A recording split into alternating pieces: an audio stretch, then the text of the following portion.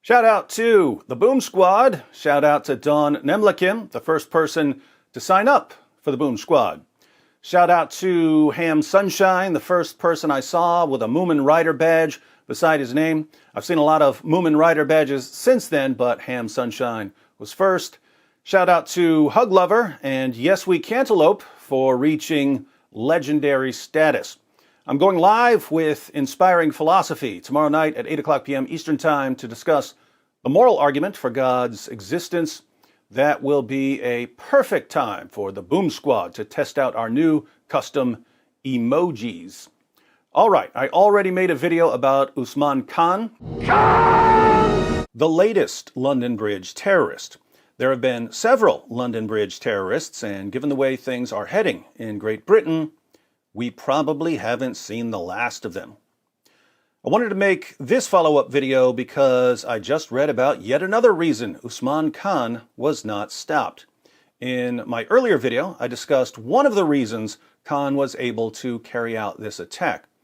Even after he was arrested, found guilty, sentenced, and imprisoned for terrorism-related offenses, the British government released him back into society without ever bothering to challenge his belief in Muhammad.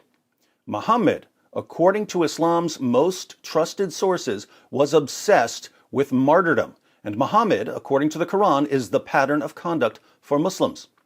So when you see someone like Usman Khan, and he's obsessed with martyrdom because he's trying to be like his prophet, you had better do something to undermine his faith in Muhammad. Instead of undermining confidence in Muhammad, British leaders praise and glorify Muhammad and then release terrorists back into society. Couldn't be stupider. But there's another problem. Remember when we all found out that Muslim grooming gangs had been drugging and raping and pimping out thousands of young British girls for years, and that authorities refused to do anything about it because they were terrified of being called racists? Turns out that something similar was going on when there were warning signs about jihadis. The Sun reports, terrorist Usman Khan was a sex pest at school who had a photo of Osama bin Laden stuck on the front of his pad. The fanatic would harass girls at his secondary school in Stoke, and he would laugh and enjoy continually watching footage of the 9/11 attack on his mobile. A former pupil at what was then called Haywood High School told The Sun he would ask girls the size of their boobs, ogle at them, wolf whistle, and try to touch them. When he was turned down, he would intimidate them and brand them sluts and whores. Shocker. Usman Khan, even as a teenager, was striving to emulate Muhammad, a prophet who had sex with a 9-year-old girl, a prophet who married the ex-wife of his own adopted son after causing the divorce by lusting after her, a prophet who would have sex with 9 women and girls in one night while taking only one bath, a prophet who had sex with his slave girls, a prophet who beat his wives, a prophet who allowed his followers to beat their wives, a prophet who allowed his followers to rape their female captives, a prophet who allowed his followers to hire prostitutes, a prophet who taught that women are, by nature, stupid and immoral. Who would have thought that a teenager who's dedicated to imitating Muhammad, as the Quran commands him to do, would end up with such a low view of women and girls? The former pupil, who did not want to be named, told The Sun he had a picture of Osama bin Laden on the front of his school planner.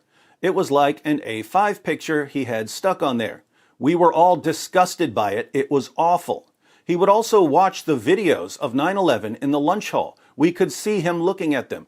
Nobody was comfortable. Quite a few people reported it.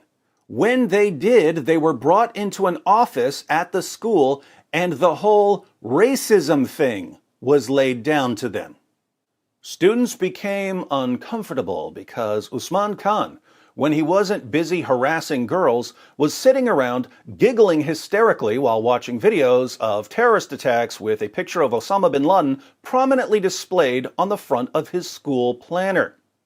But when these students reported their concerns to school authorities, they were called racists. So, long before the grooming gang scandals were exposed, Great Britain was already indoctrinating students, convincing them that any concerns about anything any Muslim ever does are the product of racism. That indoctrination at the student level had been going on for years. Of course, the indoctrinated students of Great Britain grew up, and some of them became police officers and social workers and politicians. And then young girls and their parents started coming to them, saying, there are entire gangs of Pakistani Muslim men and boys who've been drugging, raping, and pimping out young British girls for years. And how did these indoctrinated police officers and social workers and politicians respond? Sorry, we can't help you because it would be racist to help you. So, like the pagans of old sacrificing their daughters to appease their gods, British leaders sacrificed thousands of young girls on the altar of false tolerance and political correctness. And now they're sacrificing the victims of terrorism on the same altar. And somehow, they've learned absolutely nothing, which proves that they're not only cowards, but also total morons. This can only get worse. What a country. I've been born and bred in England, in Stoke-on-Trent, in Cobridge, and the older community knows me, and they will know, if you ask them, they will know, like these labels what they're putting on, like terrorist, this, that, they will know, I know terrorist.